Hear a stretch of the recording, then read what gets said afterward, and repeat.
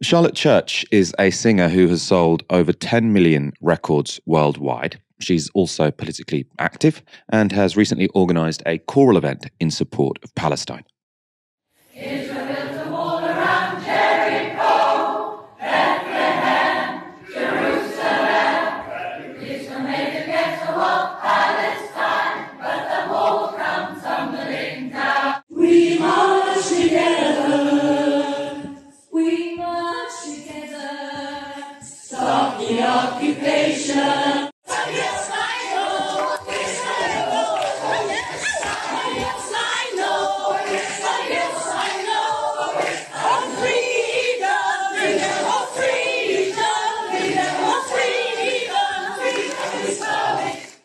Now, that looked like a lovely event to me for a very good cause, but not everyone is happy. If you Google Charlotte Church and news at the moment, this is what you'll find. So the BBC, Charlotte Church denies anti-Semitism after pro-Palestine chant.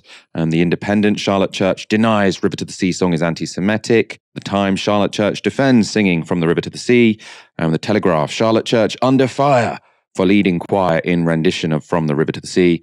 GB News, Charlotte Church slammed as she leads a 100-strong pro-Palestine choir singing From the River to the Sea. And LBC, Charlotte Church slammed. So again, the same verb for singing controversial From the River to the Sea chant at pro-Palestine charity concert.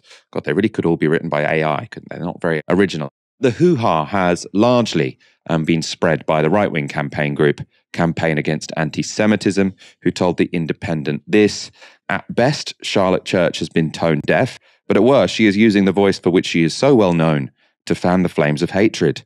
You cannot stoop lower than using your stardom to teach kids to sing extremist lyrics in a village hall. The controversy is mainly about the phrase From the River to the Sea being used in one of the songs. The Daily Mail writes this: footage has emerged showing how the 38-year-old star led a choir in the protest chant at a Sing for Palestine event in Caerphilly, South Wales. The Welsh singer, draped in a keffiyeh scarf in solidarity with those in Palestine, was also caught singing Stop the Occupation as she attended the event at the Bedworth Workmen's Hall on Saturday night. Charlotte Church joins me now. Thank you so much for speaking to us. You've been caught red-handed, according to the Daily Mail. How does that feel? Everything just feels so heightened and so deeply emotional to me right now. And to be honest, I hate the idea that anybody thinks that I am at all anti-Semitic or trying to make things more divisive. But I stand by everything that we sang on Saturday. It was really beautiful. It was such a beautiful event. It was so sweet. It was so humble. It was people, an intergenerational choir from all over the country. It was a deeply spiritual experience for me, and I would do it again 100 times and plan to. Going through those headlines, if I were you, the one that would really annoy me, because you've got lots of these sort of right-wing websites, and you can imagine sort of getting criticism from these right-wing websites. But the BBC headline, Charlotte Church denies anti-Semitism after pro-Palestinian criticism. It's sort of like, it's phrased in this language of neutrality, but it's put your name next to anti-Semitism. Charlotte Church denies anti-Semitism. I suppose, is it that BBC headline that annoys you the most? I think the one that annoyed me most actually was hang a head in shame, because that's really deeply loaded and I feel has sort of more connotations for how protesters or activists or even women should be feeling or should be carrying themselves, should be behaving. So that was the one that I found sort of most prickly. But, as I say, it's like, I mean, as far as the chant goes, it's a really powerful chant that every single activist that I have met, every march that I've been on, in every context that I've ever heard it sang has always been for the human rights and for the equal liberty of Palestinian people as well as Israeli people on the lands of Palestine and Israel. And that is what I've always taken it and understood it to mean. And that's what I think it does mean. And to sort of, for anybody who is sort of taking from that genocidal intent towards Israel or about there not being a state of Israel, I think is misguided. That's not what the chant means. There's just such double speak going on currently in all areas around this conflict or this genocide, more like what's happening, and it really boggles the brain. And so I feel like I'm just trying to stay in the feelings, in the emotions of what's happening. And it's deeply emotional. And I feel like what I'm trying to do is I'm trying to call people to engage, to watch the videos, to understand what's happening, but really to engage their hearts, their emotions, not just their sort of mind and their critical capacity. This is about essentially the slaughter of tens of thousands of innocent people and the slaughter of children.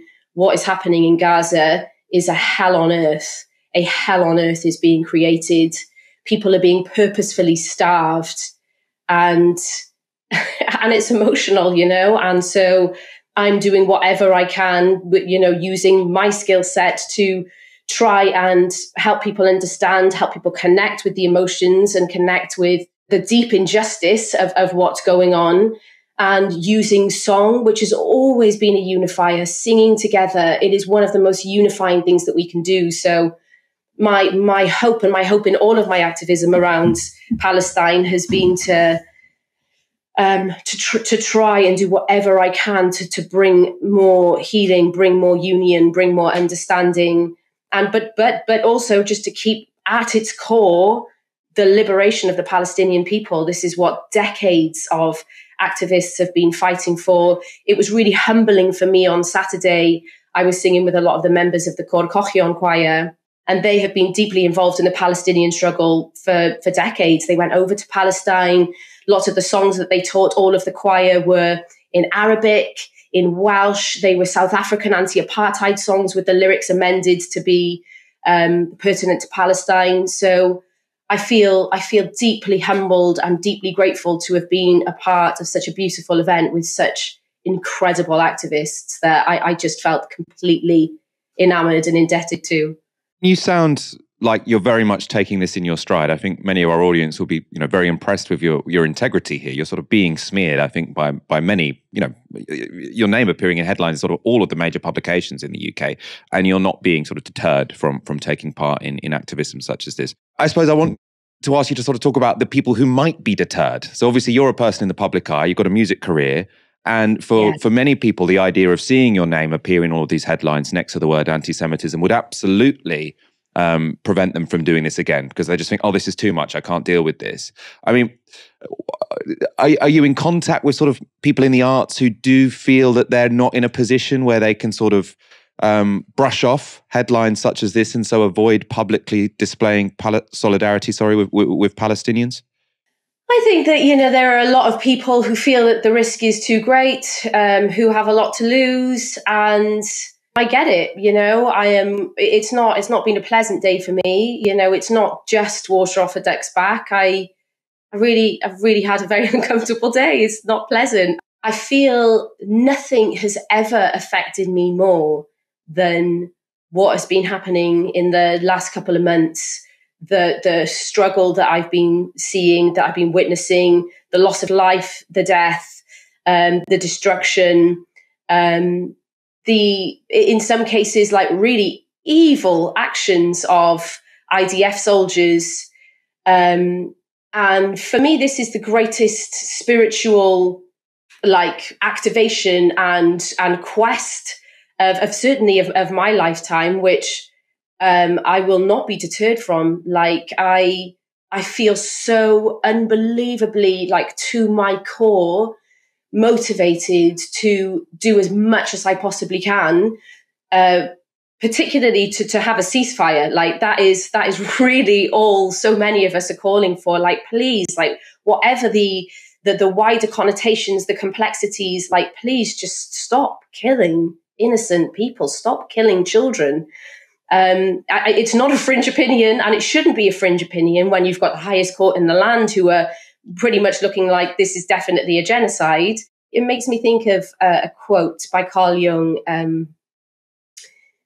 which has been like just with me for the last couple of months, which is the spirit of evil is a negation of the life force by fear, and only boldness can deliver us from fear. And if the risk is not taken, the meaning of life is violated. And that's how I feel about it. Really, really powerful. My last question I'm going to ask, I think on behalf of my mum. So she is both in a community choir in East London and has been going on all the Palestine demos she can, find time to go on. So I am sure she would want to know, how can she combine her two interests? Lots of people in community choirs, lots of people very passionate about Palestine. Are you going to be going on tour? Can they find these songs somewhere online?